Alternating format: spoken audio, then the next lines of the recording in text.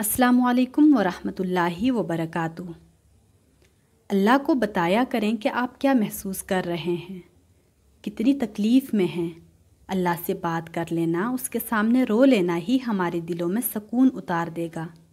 اللہ رب العزت سے کہیں کہ اے اللہ میرے لیے آسانیاں پیدا کر دیں۔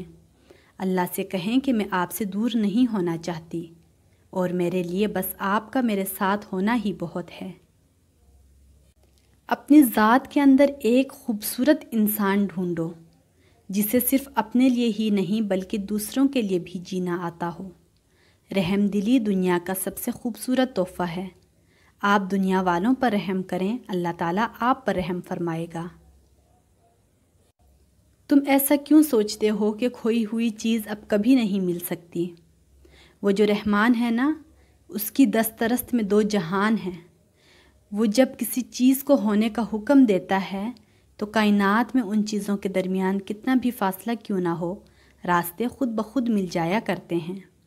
اور جب تم اپنا کوئی معاملہ اس کے حوالے کر دیتے ہو تو ویسے ہی پاتے ہو جیسے حضرت یعقوب علیہ السلام کو حضرت یوسف علیہ السلام لوٹائے گئے تھے۔ مسکرایا کرو، کیونکہ غموں کو اتنا حق نہیں کہ وہ تمہاری سانسوں کو گروی رکھ لیں، ان کو اتنا حق نہیں کہ وہ تمہاری آنکھوں کی مسکان چھین لیں۔ سو دل سے مسکراؤ، کیونکہ تمہارا رب تمہارے ساتھ ہے۔